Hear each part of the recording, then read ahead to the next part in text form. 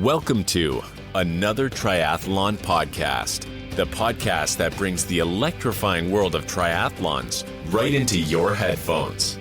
Journey into captivating conversations, share the excitement of race recaps, enjoy the humor only a triathlete would understand, and join us as we debunk myths and bring you the bare, thrilling truths of the triathlon world. So feel your heart pound, breathe in anticipation, and get ready to dive into the world of triathlon. This is another Triathlon podcast. Enjoy the ride. Welcome back to another Triathlon podcast brought to you by Mauna Apparel. As always, we're going to dive into some of the pro racing that went on this weekend and see what's ahead because there are a couple big races coming up, including one that I'll be at, although racing slightly slower than the pros. But let's jump into it. I'm joined, as always, by Josh and Fede. Let's see what's going on with the crew. Let's start with you, Josh. What have you been up to these days? It was a pretty busy week in my world. A lot of personal stuff going on. We had a death in the family, so I had some in-laws and ex-in-laws up that we took care of and got that all situated over the weekend. And then my daughter had her dance recital. So I normally race this weekend. I've been doing Ironman 70.3 Western Mass. This year I was going to do an Olympic distance state championship and just kind of decided there was too much going on. And plus I had that little niggle after the last race and it just wasn't worth it with Chicago being the A goal and Oregon coming up pretty soon as well. So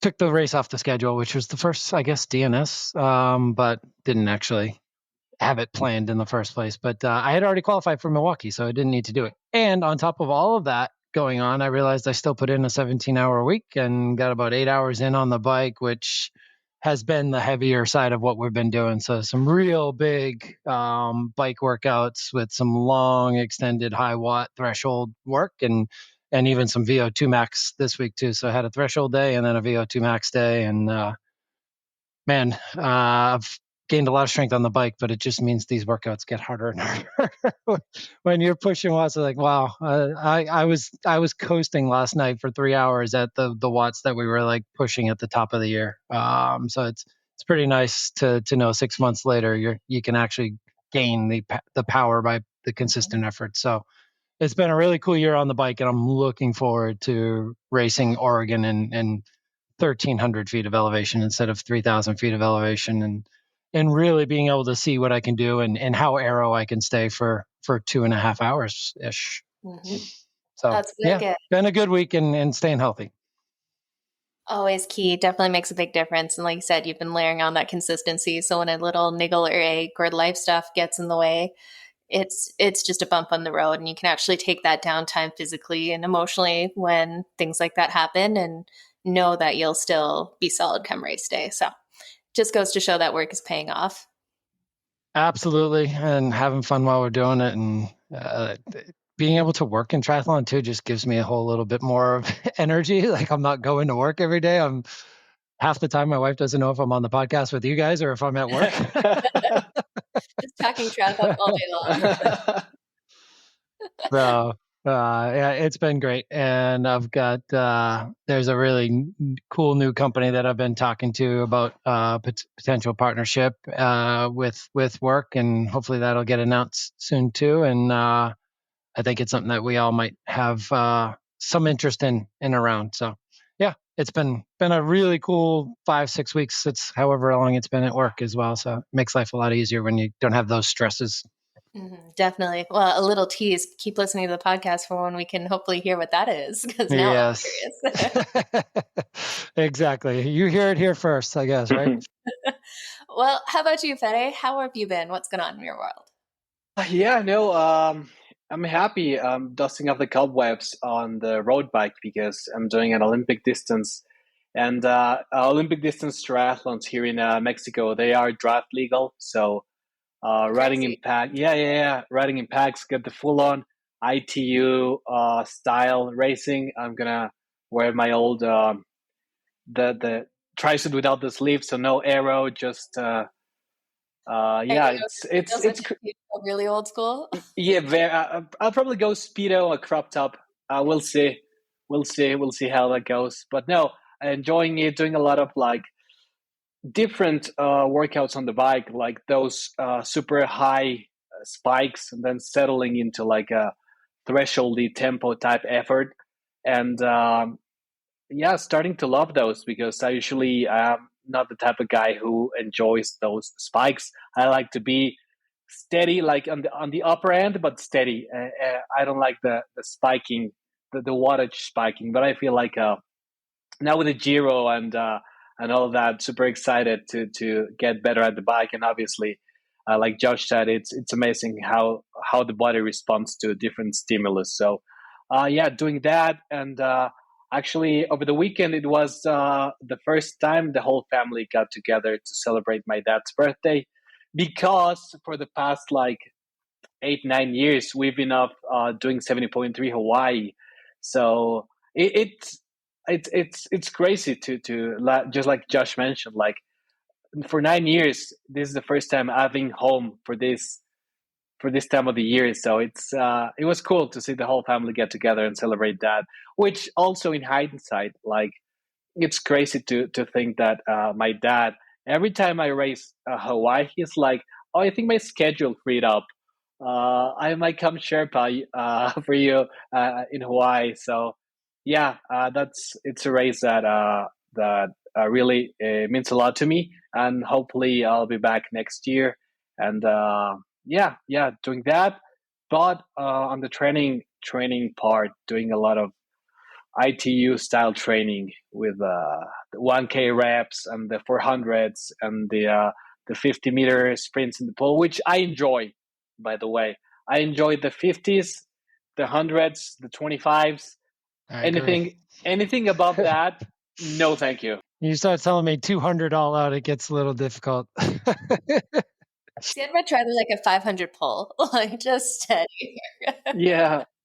But that's the thing with swimming. Like I can go fast I can fake a solid 50 or 100, but I cannot put together like 1900 of those for a 70.3. So I enjoy the intensity in the pool, but I just cannot sustain it for long, and that's why I suck at swimming. Yeah. Well, the bit. It's so funny to see how much of our lives kind of revolve around triathlon and races and stuff. You guys are talking about these races you always do and kind of plan your lives around a little bit.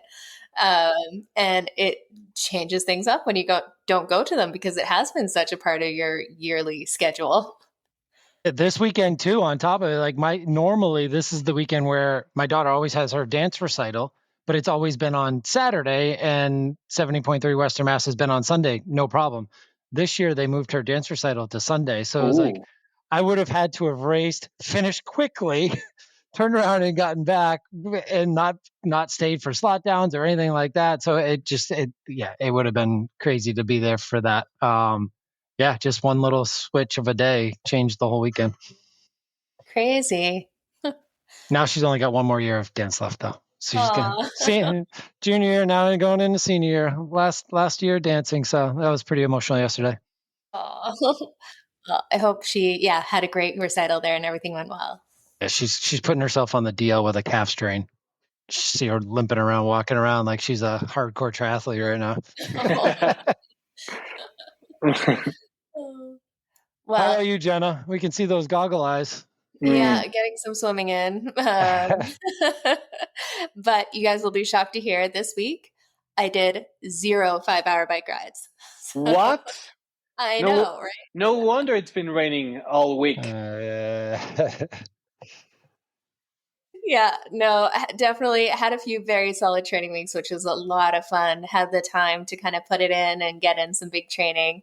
And I think the week before was like 27 hours, which is insane because never done that many training hours before the last couple weeks here. But you know what? It was one of those weeks where sometimes work and life and everything else gets in the way. So it only ended up being about 11 hours of training, which is a lot more normal hours of training for most age groupers in there. But it's all good stuff. But it definitely, I found myself kind of missing the long bike ride there. But it's probably a good thing. Got T100 Vancouver coming up this weekend. And what was keeping me so busy, I guess I can announce on here, is while triathlon coaching is my day job, but I'm also going to be helping bring Mauna to Canada as their distributor there. So we're going to be doing a lot more in Canada with Mauna Apparel. And go check it out. It's no longer ridiculously high shipping fees, tariffs and duties and all that fun stuff. You can actually get it in Canada, shipped from Canada, starting Canada Day. So July 1st, it'll be a lot easier for Canadian athletes. So if you are a Canadian athlete, go check it out. Give us a follow at Mauna Apparel Canada on social medias. But yeah, it's been fun kind of getting that rolling, getting it launched and setting everything up to make it more accessible, not only for myself, but Canadian athletes too. And we've got a couple great Canadian pros, Matt Sharp and Jason Pohl, who have been wicked to help kind of get it rolling. And they have definitely spent the time testing it out in all sorts of Canadian weather and can attest how good it is. So that's awesome. Very excited for that. You could see in the community chat how excited all of the Canadian ambassadors and teammates were, for sure. Definitely. It helps when the shipping is fast and way cheaper. So excited to bring that to it. But yeah, other than that, just trying to get everything ready to go for T100 in Vancouver. And excited to give a new distance a try, although the swim is longer in relation to the total race, which I'm not stoked about. Yeah. Definitely going to be able to push it a little bit more on the bike and run with a little bit shorter. So you know it's going to be a wetsuit swim, so that's probably helpful. There we go. Yeah, we were just talking about it before. It's going to be like a high of 20 on the day, but we start the race at 5:30 in the morning. So it's going to be like 10 degrees in the morning. I'm not quite sure what that is Fahrenheit, but it'll be chilly to start and might get up to like 14, 15 by the time we finish. But yeah, that's an early go.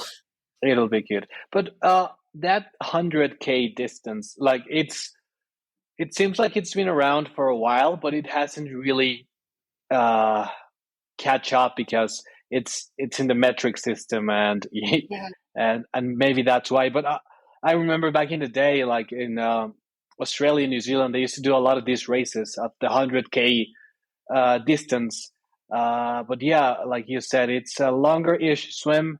But yeah, the bike and the run, you can just send it because those 10K, 6 miles off of the bike, and then those 3K, so like mile and a half on the run that you're dying in a 70.3, you can actually send it and not totally die and bonk. So yeah, it'll be fun to track you into and to see what can you do, because obviously you're going to do great as you always do on this.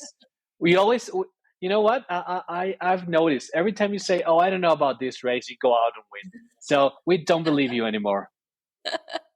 Oh man, yeah. She's gonna be tapered a little. She's had a really good roll of like personal stuff, work stuff's going good. There's a lot of good vibes coming into this one. Home race. She doesn't even have to pull her passport out.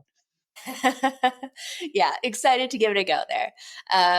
Yeah, and just do something different. Although T100 is doing this wrong, and I brought this up last time when I went to the Alcatraz race, is they have the days mixed up. So the pro race is on Saturday and the age group race is on Sunday. If I'm really trying to do well in a race, and this one is a qualifier for the long distance world championships in there, if I'm trying to race well on a Sunday, I'm not going to be up at 5:30 the day before walking around for 4 hours watching the pro race, even though I am a super fan of the pro racing and want to watch it and want to see it. But taking a shuttle over, walking around all day, I'm not going to do it. You've got to swap it. So then the age groupers can race. And the next day you have a couple cocktails, watch the race, cheer everyone on. You don't care because you got tired legs and nothing better to do but to recover that day. Like that I don't quite get, because I really want to watch the pro race, but I don't want to. And with this race, do they own the mass participation piece of it too? Like, is the Vancouver race that you're doing, that is still like, that's a 100K race, it's a T100 event? Because with San Francisco, it's still Alcatraz, it's still different, right? So it's not owned by them. So maybe there's something with that one. But with Vancouver, it's the same. They own it. Yeah, so they could make it whatever they want.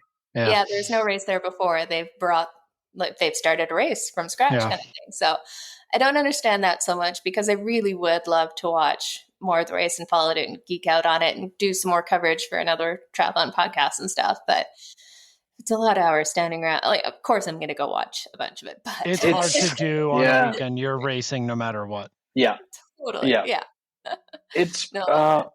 it's interesting. Probably, I was wondering if this race, the T100 race in Vancouver, it's the biggest race since the 2009. It was World ITU World Champs in Vancouver. It's probably the biggest ever since, right? That Javi Gomez won. Biggest house, so like Biggest as in hype and fanfare, as in fanfare and as in attention and media and all that. Probably it's the after that one, Vancouver hasn't been like on the triathlon scene for a while, and maybe this is a race that's gonna bring it back to the spotlight. Yeah, I don't know.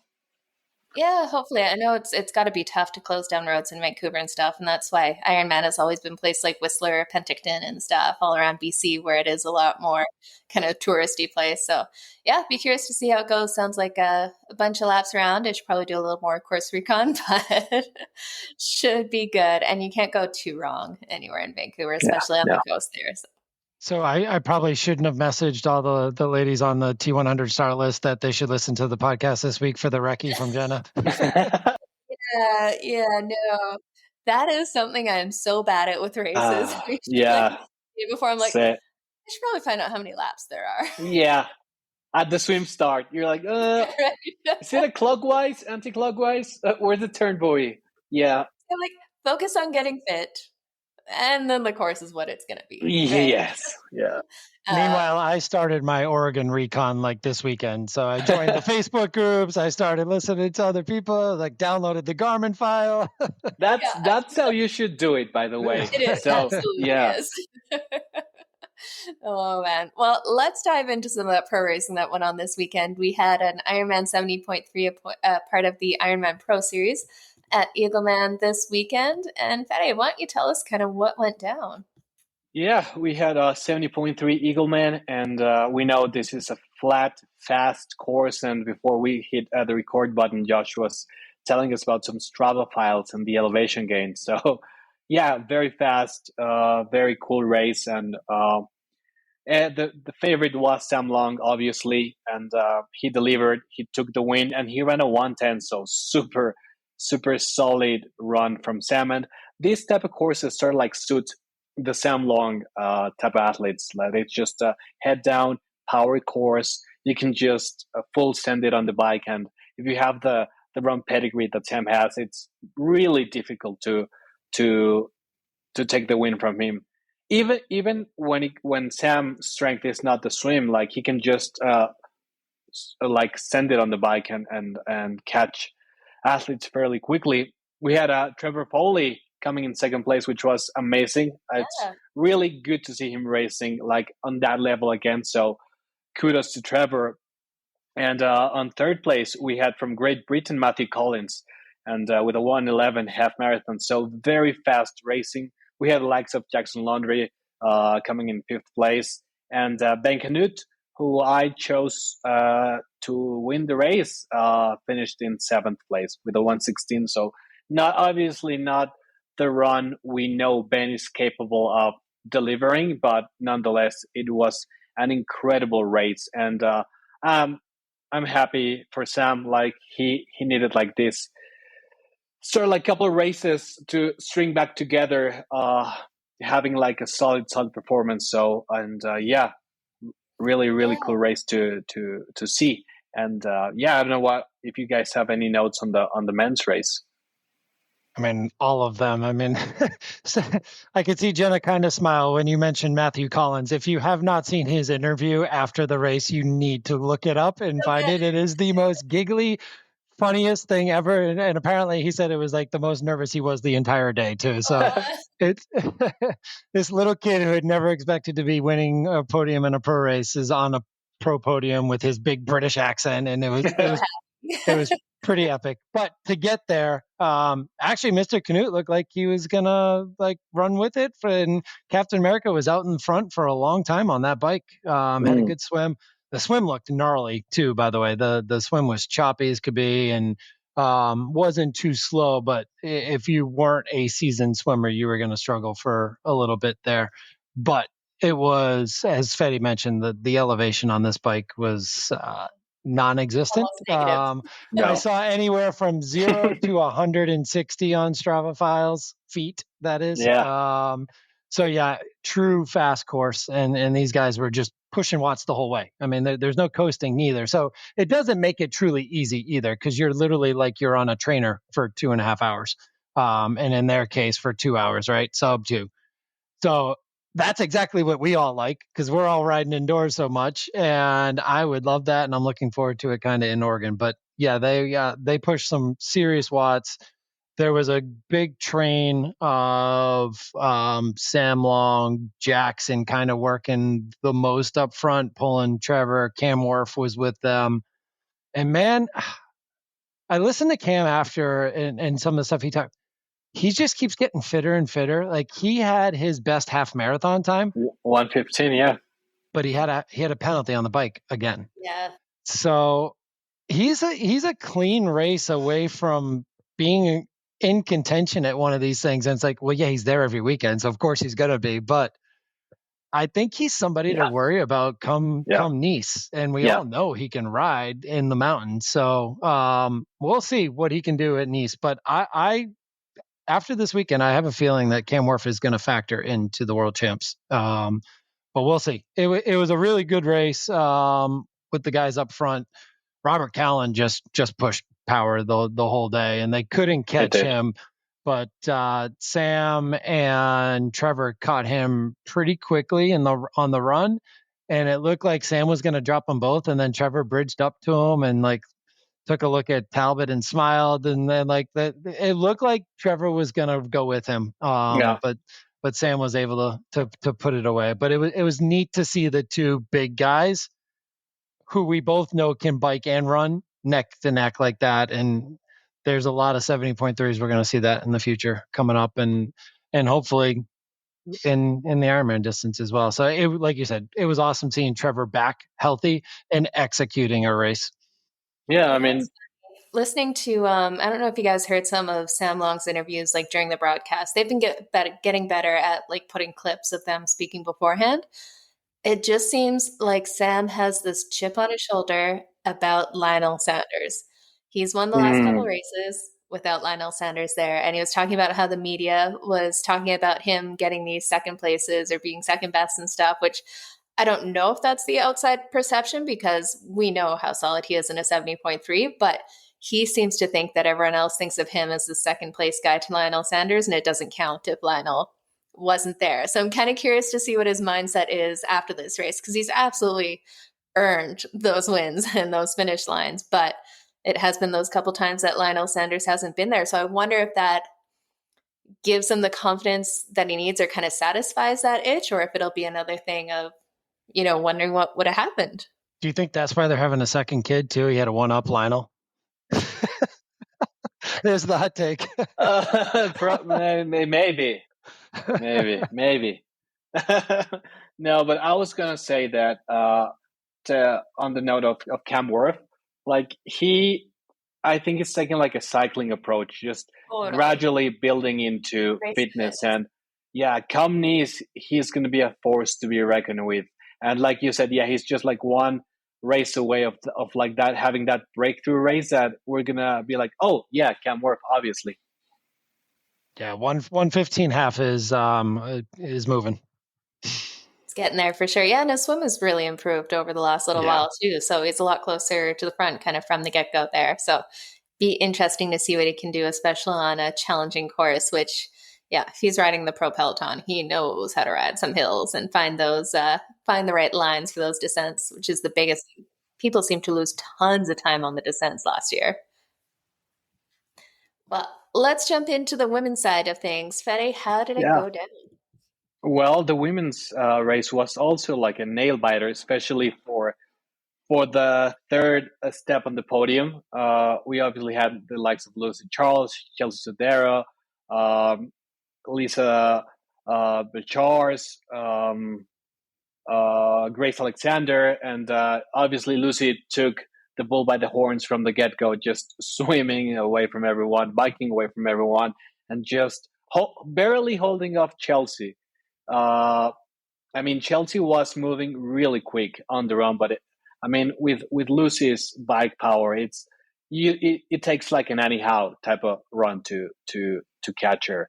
And Lucy took the win, and then Chelsea at second place, and Grace Alexander on third place. But Daniela Kleiser from Germany was like breathing down Grace's neck. That was an incredible performance by the German, and I think she's going to be a name that we're gonna start to see on top of the podium like normally. She makes Sam Long and Lionel and Trevor look like good swimmers, though. I mean, so she's she was way back coming into T2, and she still almost ran up to the podium. Yeah, incredible. And also, there was a bit of drama with the women's race. We were talking before recording, and I think Ironman needs to do something about it. There was like a 5-minute difference between time starts, and what happened was some pro women caught the back end of the pro men's field on the bike, and they were getting like a free draft legally, obviously 10 meters and everything, but you get a draft. Like we all know, 10 meters, 12 meters, you can still get a draft. And I think Ironman, first of all, they need to make that gap like not 5 minutes, but 10, and just make it a 20-meter draft rule. Like, what are we doing? It's as easy as that. Because some of the bike splits from the pro women were faster than Lucy Charles, which, I mean, no offense to those girls. They are incredible athletes, but riding faster than Lucy by like 8-9 minutes, like, come on. Yeah, definitely. And that's a problem for sure, because you hate to see it, and you can actually see, like you said, those big time gaps, those big time differences. Should these men be racing as pro athletes if they're kind of tangling and being involved in the women's race? Like, really, at the end of the day, a lot of the women a couple of women were saying that they couldn't pass because it'd take too much of an effort to pass, right? And when you're kind of going at the same speed, that's a big difference in watts, because they're hanging on the back because they have that 12 meters and they have that draft effect going on. So it takes a big effort to go around. And in a couple of cases, they did go around, but then the pro man would pass them again and get involved in the women's race again, which is just, come on, guys. Like, really, if you're mixed up in the women's race, you're not racing for any prize money. You're not racing for any points at this point. Let them kind of go and be on their way, right?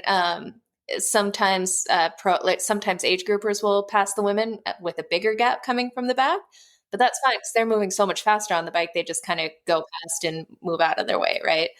It sucks to see this in the women's race. And is there not a way where the organizers can find another 5 minutes to give them that 10-minute difference? Or, like you said, 20 meters fixes all of this. There is a way to draft at 20 meters. The guys will either be gone or they'll be dropped off the women. It won't affect the race as much, but that sucks to see in the women's pro race. And it's not their fault either. No. It's all fair play. It absolutely impacted it. I mean, these ladies can ride, and we all know that the pro field is getting bigger and bigger, and more people are getting their cards and taking their cards and working from home and training 20-something hours a week and still becoming pros and jumping in these races. And the Pro Series is added to that. I mean, none of them are getting points that are mattering in the Pro Series either. So it was a huge impact yesterday. And thankfully, I mean, yeah, it was an impact, but I think the race ended up being what the race was going to be anyways. I think the times were impacted, but the results weren't. And I think that's, unfortunately, that's probably what Ironman's looking like. Oh, well, this is what it ended up being. So hopefully something's done with it. I do want to give a shout out. I was going to wait until the social media post of the week, but I thought of something else for that, to my Virginia Tech Hokie alum, Margarita Ryan, who might be one of the only people we've seen in recent years swim with Lucy Charles. And while doing so, flip over on her back because she's the ACC champion in the backstroke. So it's like, she didn't lose any time while backstroking to Lucy, and then got out of the water. And again, if you haven't seen this, find it. She got out of the water with the biggest grin and smile when she noticed that she walked out with Lucy Charles. And she's like, at that point, she's like, I don't need to win the swim. Like, Lucy, go do your thing. I just got out of the water with Lucy Charles. This is the coolest thing ever. And brand new pro. Her boyfriend finished 6th in the pro race. So like, kudos to them. What an awesome day for 2 local kids. And it's really nice to see that in the sport and new people coming in. And she didn't impact it. She got out of Lucy's way as soon as they got out of the water. But Lucy will take all the pull she can get on the swim. I would imagine Lucy's like, wow, I get feet to play with here. Yeah. I'm sure she was like, what the F when she sees stroking and keeping up. That just does not happen. But and to go back to Chelsea too, it was good to see her have a race. And man, she came out of T2 flying. And you could see Lucy had a huge gap, as she normally does, going out onto the run. And she was running steady, but you could just tell right away that Chelsea was at a different level and moving quicker. And I don't think it was until maybe 6 miles, maybe not even, maybe like 5K to 10K, somewhere in between there, where Lucy was like, oh crap, I got to turn it up. And you could even see her arm carry, like her arm swing totally changed too. And it's like, she got a split from Reese or somebody that she needed to lift it up, because it got down to about 60 or 70 seconds between the two of them at one point. And Chelsea was taking a good amount of time off.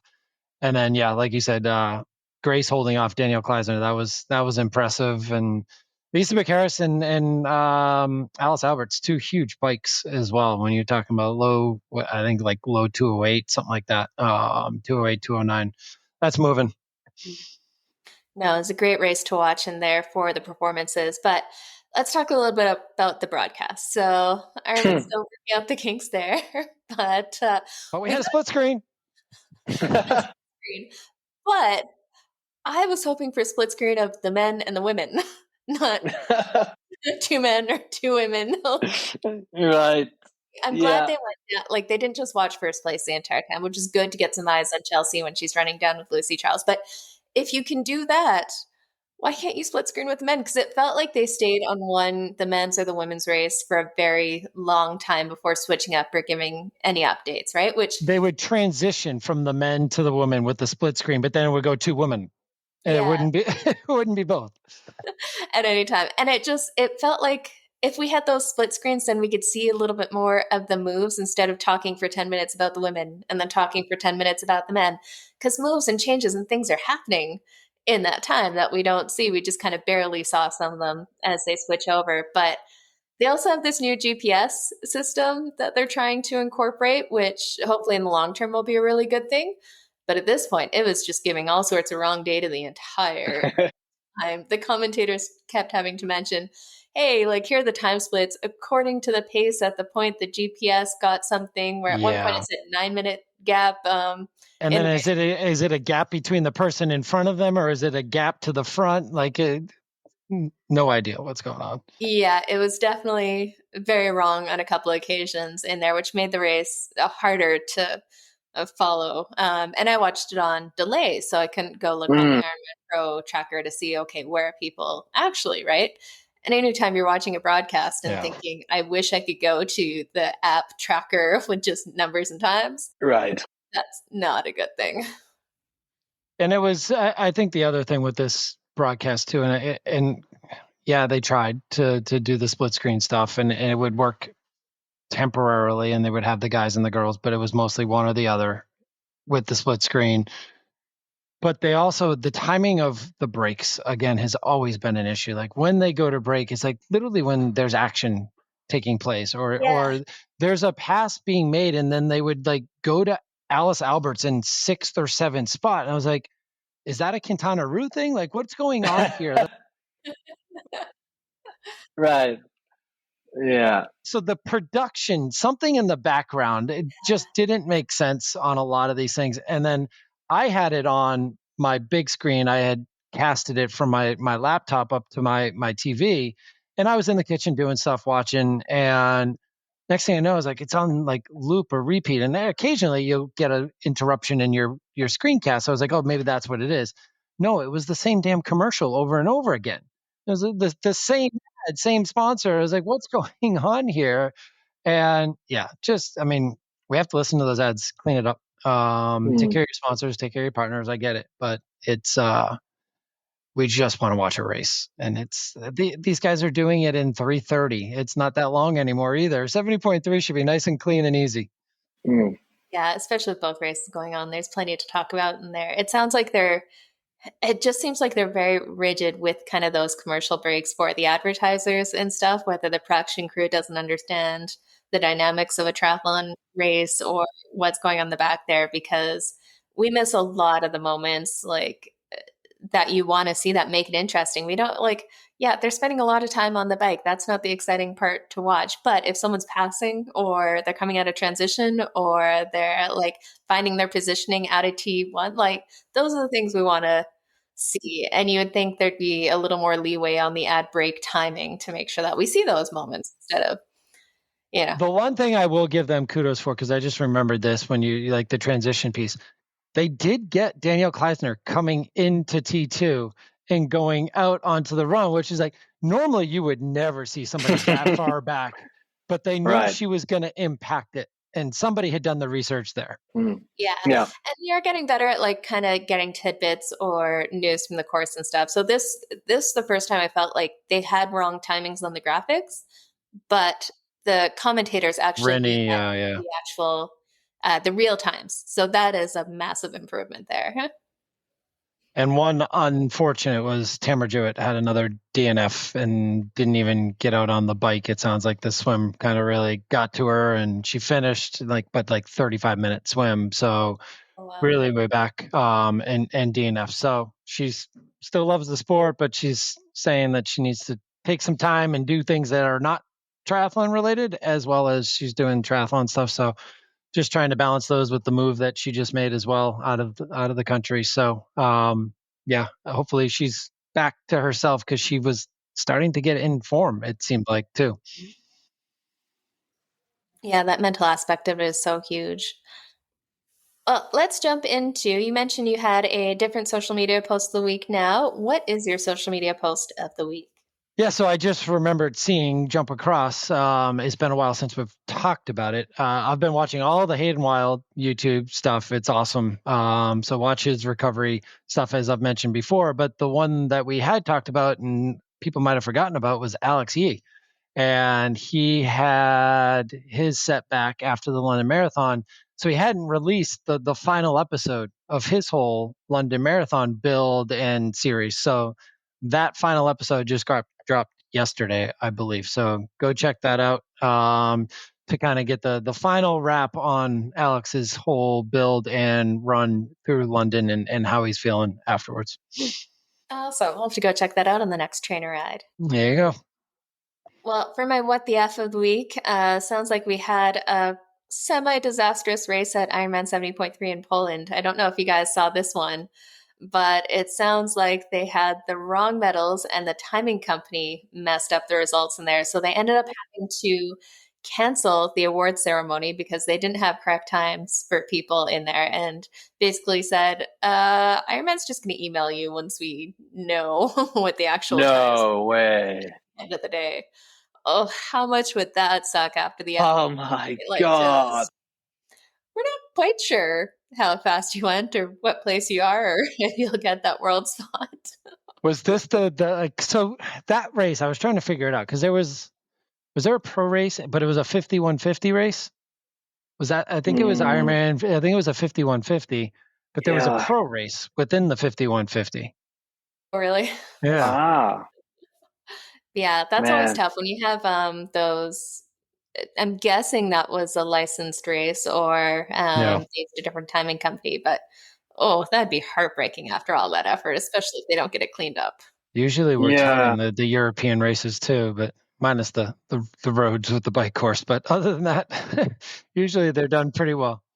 So the pro field was doing the 70.3, and then there was a 5150. Yes, it was. Yeah. But oh my God, man! Imagine, because these races are not cheap, and some of these athletes save a lot of their money to get ready for a race. Sometimes fly to the race, hotel, food, everything. perform, do good, and maybe that's your only chance to qualify for Worlds. Yeah. And then you get the email like, hey, guess what? We don't know what's going on. Man, Brutal. horrible. Hopefully they get it all figured out and the timing company can go back and get some of that data so that they can get their 70.3 world spots. Yeah. It's just unfortunate because that's something too, like standing on the podium after putting out that effort and achieving what might be like your big crazy goal kind of thing, and just not getting that moment really sucks too. I wonder if the race organizers were like, okay, send us your Garmin files and we're gonna see what happened. Imagine that. One by one. Yeah. And then if you don't race with a Garmin or like a Wahoo or something, you're like, I raced by field, then you're screwed because my perceived exertion was higher than it's ever been. I must have gone the fastest. You wonder how many phone calls they got from timing companies today. Yeah. Oh man, can't even imagine. Well, let's jump into, while we're on the Ironman chat here, we've got Ironman Cairns happening this weekend, and it looks like it's going to be another great race here. And seems like there are a couple last-minute additions to the race too, so we're going to have a fun time breaking down who's going over there. Let's take a look at who we have on the start list here. Let's see. We've got, on the men's side, we got the likes of Max Newman, Matthew Marquardt, Braden Curry, Mike Phillips, Matt Hansen, Nick Thompson, Arnaud Guillot. We got Ben Hamilton, Jamie Riddle, who was the standout over at San Francisco T100 the other weekend, Sam Appleton, Josh Amberger, and a number of other names there. So definitely going to be an interesting race there. What do you guys think? What's going to go down at this race? Man, this race, it's like, I love this race because it's like a big showcase for all the Australian and the Kiwi athletes, and it's a battle. Like, I think it's like a pride type of race for that part of the world. And I think we're going to see the Sam Appletons, the Ben Hamiltons, just the Braden Currys just excel. And it's usually like it's those type of athletes who win, the Australians, the Kiwis, because there's so few races down at the southern hemisphere that they really wanna win, and it's a big market over there for them. So I think it's always a cool race to watch, and I'm always in awe that these people get in Australian waters where everything wants to kill you over there. So, yeah. Really? It looks like from the start list, we're going to have some super solid like swim bikers, like Max Newman, Matthew Marquardt, Braden Curry, let's see, Jamie Riddle, Josh Amberger. They're all going to be out of that swim, like that 45, 46 minute mark. And then a couple of them are super solid bikers too. So unlike we see in some of these North American races, this is going to be, I think things are going to break up significantly on the swim for the first little while here. I think if Marquardt does well, I'm going to add cruise lines to my endemic sponsors after this too. Yeah. Norwegian Cruise Line sponsoring another triathlon podcast. Yeah. There we go. You tell the listeners what happened there if they're not following him on social media. Yeah, so Matthew Marquardt and his partner went on a pretty extensive cruise. I mean, a 7 to 10-day cruise. He brought his bike. He brought his trainer. He brought one of those bungee cord swimming apparatuses. So he did not miss a beat while he was on. There's a track on the boat. There's pools on the boat. They go to beaches. He did a bunch of open water swimming. This man trained for Ironman Cairns peak week while on a cruise. And now we're going to find out how good he did. Yeah. It's like the pandemic all over again. Just Could you imagine being the other people on the cruise? You see this guy with the bungee, like just in the 15-foot pool. Everyone else is floating for cocktails. The guy in the Speedo. Yeah. Oh my God.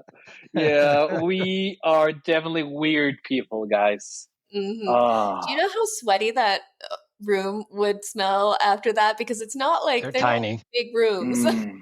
Yeah, and some of them the windows don't even open, so Yeah. His partner was training too, but she's a saint for sure. The two of them both work crazy hours in their fields, and so kudos to them for getting away and having some time. But yeah, and apparently this trip for him was like 37 hours door to door too. I think he's actually probably just landing sometime around now or whatever. But yeah, impressive to see what he does. Now, the one name you didn't mention, which I don't know why, Nick Thompson.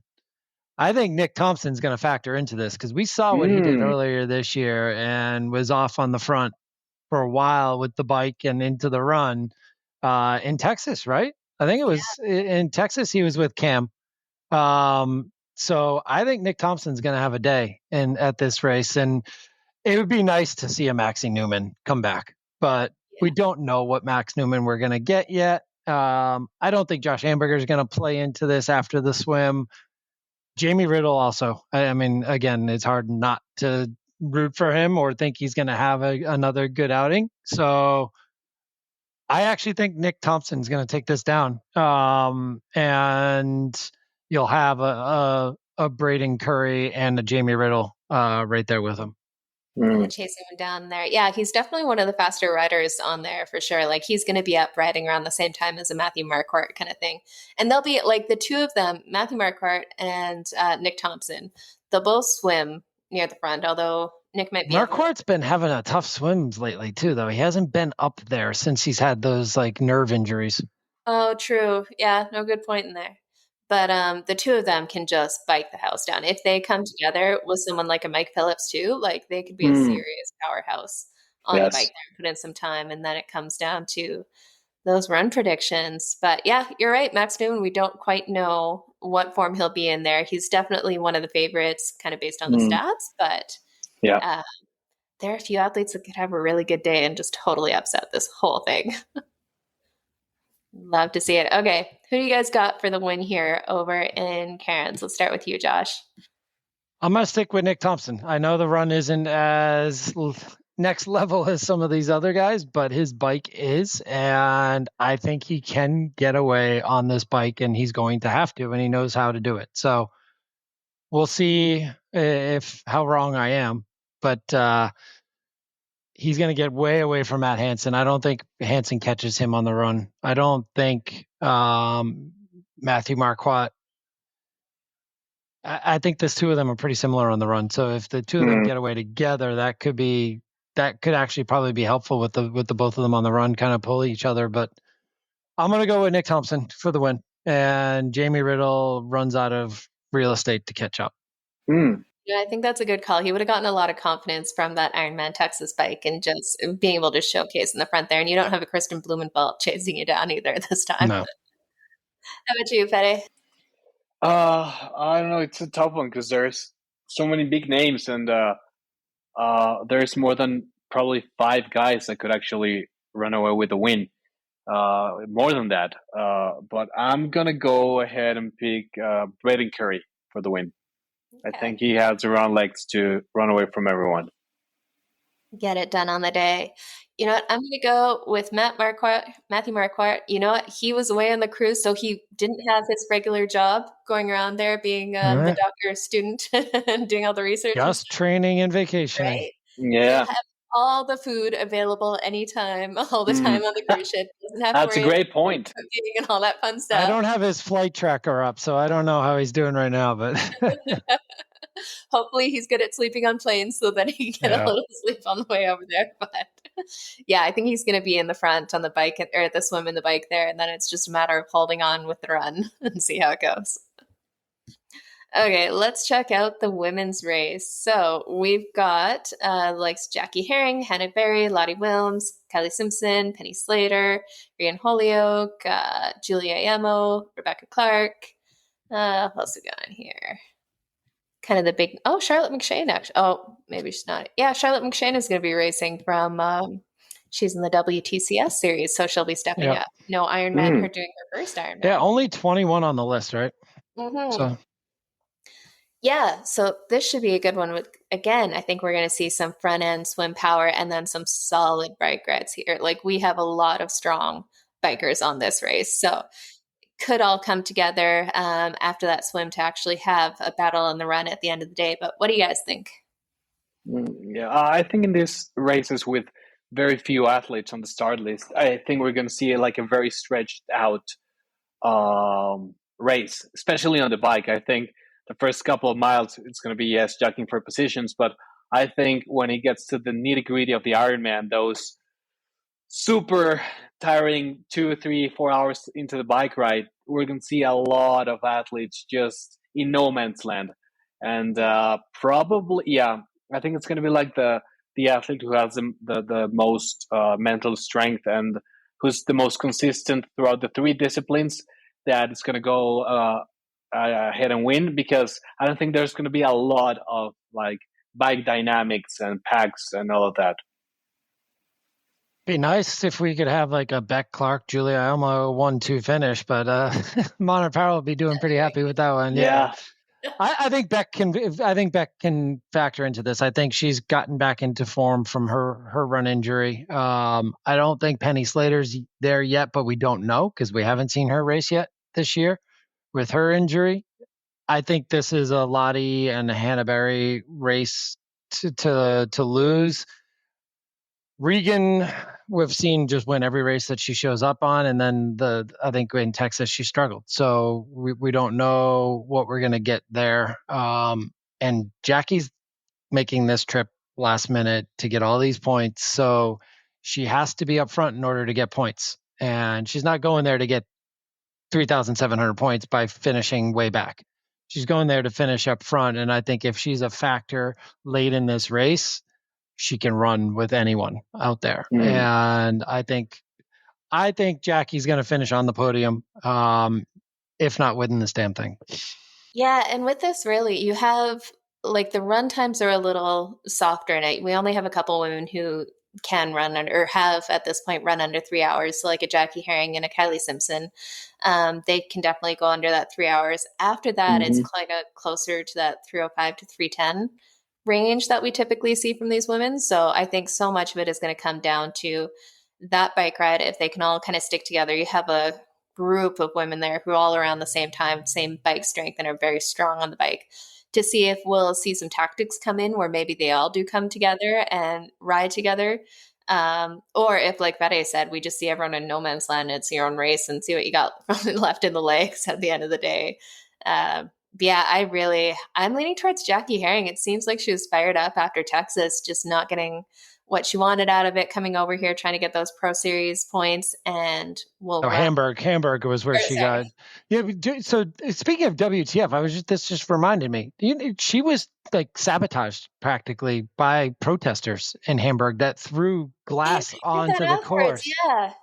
Oh my goodness. So it was her and a few others that obviously, but the leaders had gone through before this happened. So they weren't impacted, but man, she had no chance of finishing that race. Yeah. So if you guys didn't hear, there were climate protesters that threw glass on the race course, and it affected a lot of the age group triathletes, and Jackie Herring in there with getting all these flat tires, which is just so sad to see. Like, it's heartbreaking for a lot of those athletes that put so much into it. Like, yeah, it sucks for Jackie Herring, but so many like age group triathletes, like we had with the other situation in Poland, they sacrifice a ton to get to these race starts, and might be their only chance, their only Ironman they can race and travel to and stuff. And to have that happen and take you out is just brutal to hear. Kudos to Jackie sponsors for stepping up and getting her to Australia to do this race. And she's fit. We know that. She only did part of the bike, and she didn't do any of the run in Germany. So she didn't get the normal damage you would get coming off an Ironman. She's still ready to go the distance. Yeah. No, I got her for the win. What do you think, Fede? Who do you think's got the win here? Well, no, big Jackie. I think it's between Lottie and Hanna, like Josh mentioned. So, man, I'm gonna go ahead and pick Hanna Berry for the win. Gotta go with the New Zealander after. Gotta go with the New Zealander. That side of the hemisphere. Yeah, Braden and Hanna for the win. Oh, there we go. Yeah, there we go. How about you, Josh?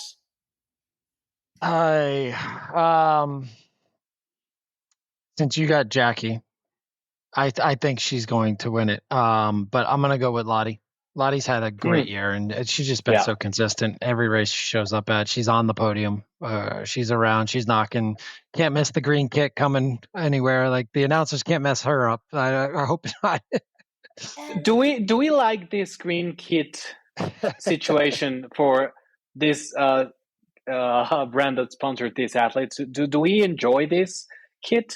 What do we think? Like light green that they've got going? Yeah. Anything is better than everyone wearing white. Yeah.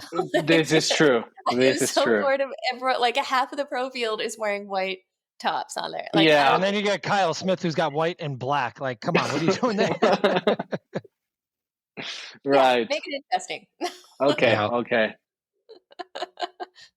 Well, it'll be fun to watch go down, and because it is an Ironman Pro Series, they will broadcast it, which is always fun to see.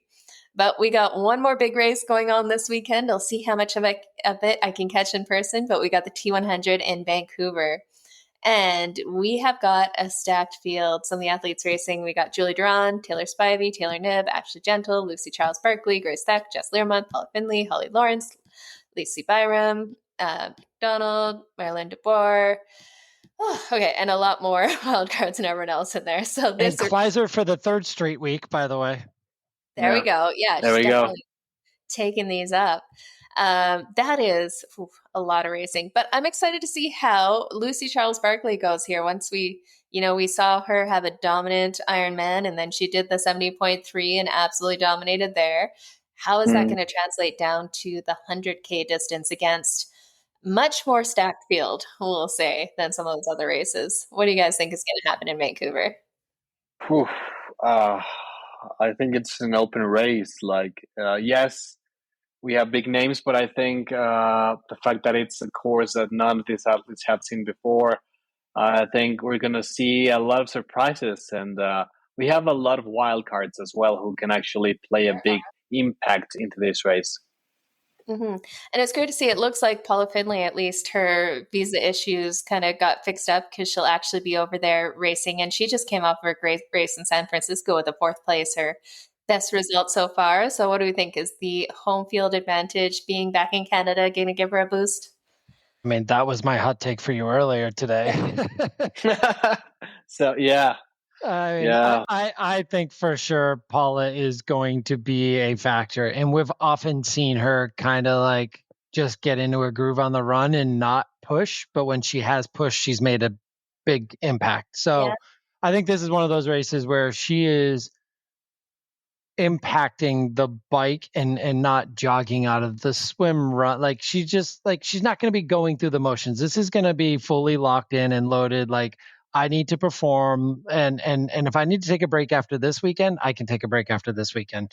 And a lot of them are going to be. I mean, this is literally Lisa Vicaris racing for the 3rd straight week, Danielle Kleiser racing for the 3rd straight week, Lucy racing back-to-back weeks and traveling across the country. So it's and there's a lot of Ellie Saltes, first race of the year, coming off of her knee injury. What kind of Ellie Saltes do we get? I can't imagine she's going to be a podium factor. But now you got somebody like a Holly Lawrence, who's like all of a sudden got this newfound confidence, like, oh crap, I can hang with these ladies still.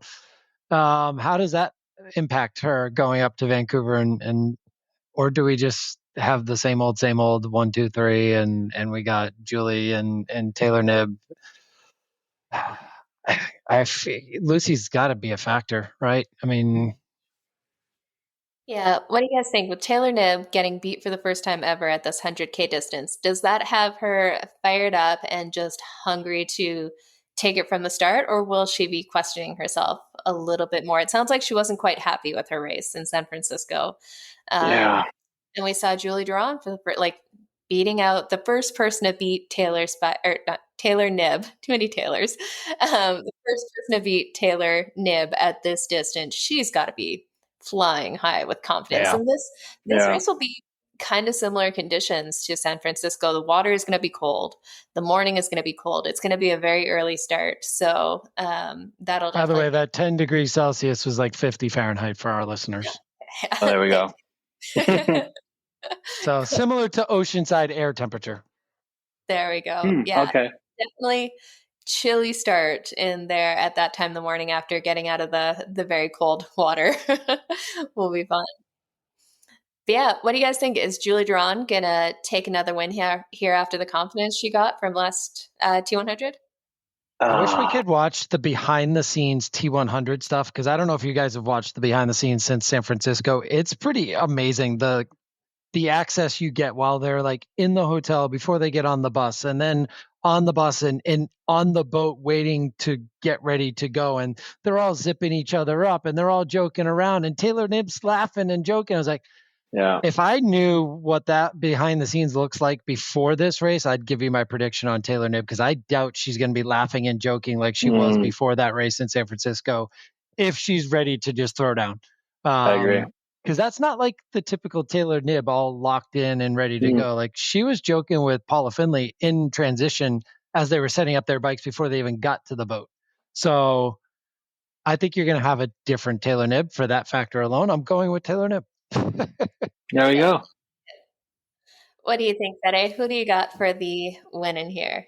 I'm gonna come all the way from left field and throw like a dark horse. Wild card, Maya Kingma. Yes. She will be a swim and bike. She can ride. Like, she can ride a bike. And I something tells me Maya Kingma. So do you have money on that? Because that would be a pretty good payout. That would be cool, huh? That would be cool. Yeah. Oh man. Okay. She's not even world ranked yet. Hey, just wait. Just wait. No, it's amazing. I love the pick. There's the other one that's we haven't talked about much, because she hasn't really factored in like she did last year, is Lucy Byram. Like, she's still showing as the number 2 bike, but she hasn't played into the bike like she did last year. She had a great race last year, and then it just kind of petered off a little bit, I guess, right? Curious to see how she goes in there. So I got tagged to go up. If you guys have seen, the T100 has these mystery pro predictions on their Instagram there, where a mystery pro kind of gives the rundown of what they think will happen. I've been tagged to go up against the mystery pro for a predictions battle for this weekend's race. So little fantasy triathlon. There we go. I'm really curious who the mystery pro is. But so this is what I sent in to T100 for my predictions. I said on the women's side, we're going to see Taylor Knibb in first, Lucy Charles-Barclay in second, and Julie Duran in third. And the one to watch is Holly Lawrence, because, man, that is a massive boost of confidence. Your first race back after so long off, having a baby, and coming in, what was she, like 5th place? That is going to give her a massive boost. And we know how good she is. 70.3 world champion. If she's come back to form with that mom strength, watch out. Okay, let's roll into the men's side here for the race this weekend. We got some of the top names in there: Rico Bogen, Martin Van Riel, Yuri Kulin, Mika Noodt, Jelle Geens, Cal Smith, Antonio Benito Lopez, Pearson, Sam Long, Jason West, and we've got a few others here as well with the wild cards like Mark Dubrick, Jake Birtwistle, Bidados. I'm not going to try to pronounce his name there. We also got Jackson Laundry, the Canadian, Draper, and Miguel Hidalgo as well. So check out the full list over at T100 Triathlon. But what do you guys think? What are we going to see this weekend? Is it going to be a rinse and repeat of last weekend with Rico Bogen just absolutely dominating it? Or are we going to see a few more contenders this weekend? I think Fede is going to go with his boy, the German, who's been training like crazy, throwing it up on Strava, and he's this is his warm up for Challenge Roth, right?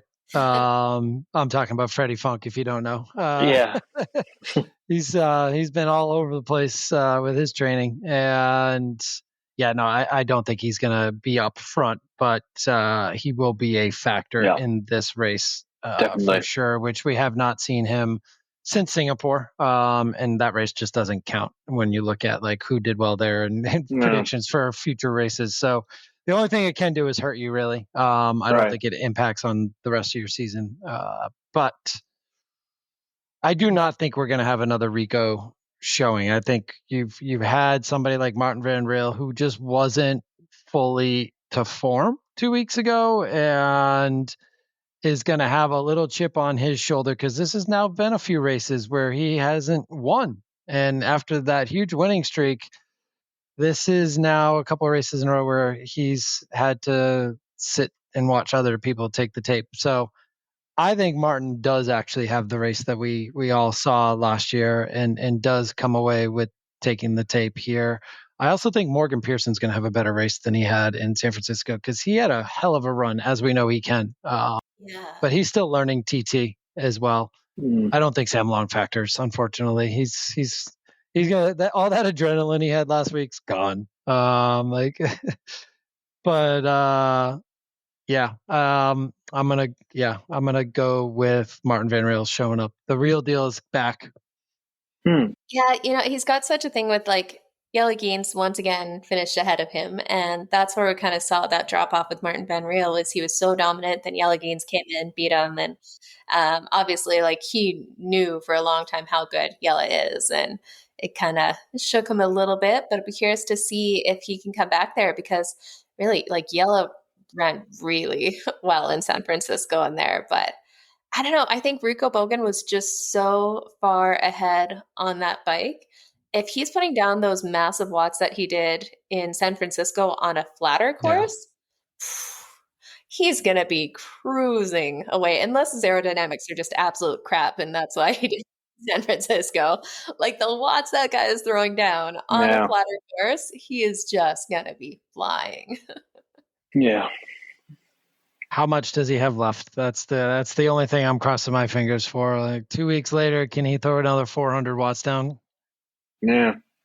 We'll see in there. And yeah, Sam Long, I'm curious to see how he goes in there. He's been on a winning streak the last couple times, but it still feels like he kind of has that chip on his shoulder, like I mentioned in there. And we know these races, he didn't have a great swim last weekend either. Like he was farther behind than we would usually see him. So what do we think that swim gap is going to be in Vancouver? He does not have the current that so he didn't do San Francisco when he should have, but he doesn't have any current or anything to help him here. So, and these boys are fast in the water. Yeah. And we're seeing more and more of these wildcards being WTCS, like Olympic distance racers in there. So that front end swim is just getting faster and faster. Dubrick's going to be flying in this swim because he didn't get a chance to get away in San Fran like he normally would. True. And now he's got an opportunity to do that. So he and Martin, I think, are going to be. This is another reason why I think Martin might be a factor this week more so too. Is you're going to have a truer swim. So Martin does have the ability to get out and off. Now, Dubrick's not going to help him as much on the bike, but I think he will have a gap on Rico that he didn't have in San Fran. That's a good point. Yeah. No, definitely. That makes a big difference for sure. Who goes with him? That's the question. Definitely. Well, Fede, who do you think has it this weekend in Vancouver? Well, first of all, I think we're going to see a battle to who has the fastest run split between Jason West and Miguel Hidalgo from Brazil. Although I don't think they're going to end up in the podium. Maybe Miguel if he has like a super incredible run, but I don't think he has the bike power to hang on with the likes of like Rico or Kyle Smith or those guys. But I'm gonna go ahead and pick Jelle for the win. Belgian 1-2, Jelle Martin or Martin Jelle. But I think we're gonna see those guys on the podium. I like it. How about you, Josh?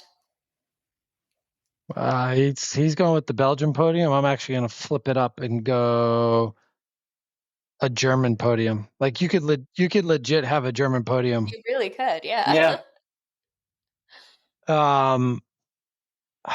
Man, I don't know.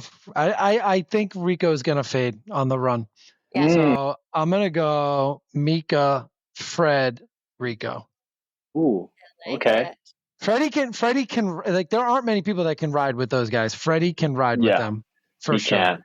And his legs are a little more fresh than the rest of them. And I think I almost picked him for the win for you, Fede. But yeah, Mika, Fred, Rico. German podium. There we go. Okay. And what about you, Jenna? We got Rico Bogen. I think if you're putting those kind of watts down, as long as he can stay aero, I think he's gonna make up for. I think he might be a little bit behind in the swim. He's gonna catch up on the bike and blast past there. He can still swim. Like, I don't know if Martin's gonna get away from him. Rico's still one of the best swimmers out there too. Right there. So I got Rico Bogen. I've got Martin Van Riel in second. I agree. I think he's kind of fired up and wanting to get back to that winning form. And then Jelle Geens in third. And my one to watch was Miguel Hidalgo. He's got some serious run speed in there. We'll see how he does on a TT bike, but man, that guy can swim and run. So yeah. I mean, the T100 has messed up in a number of ways with how they've handled this whole series since they started it and all the flux of interest into it. And it seemed like it'd fallen off, but the men's field is just stacked every time they line up. And it's really hard to pick a podium. I mean, we need like a top 10, and we might get the top 10 right, but to get the top 3 is almost impossible. Yeah, and they're getting a lot of pushback that it's supposed to be the season-long narrative and have the same racers, and we're seeing a lot of wild cards, but the wild cards are actually mixing it up and making a difference in these races, like Jamie Riddle last weekend, or like even Holly Lawrence. Like they're actually picking some people that are making a difference within the race and changing it up. So that's fun to see in a way that I didn't quite expect. Yeah, I wish Jackson could have a better race on his home soil, but he's just going to be so far back in the swim too. He and Sam might go for a nice little ride together. Man, I would love to see it, but yeah, I can't see that happening.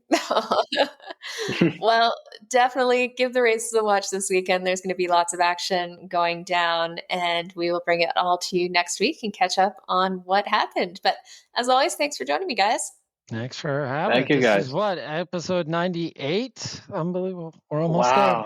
Aaron Judge episode I know you guys are at the edge of your seat waiting for this 100th episode to drop. Yeah. Yes.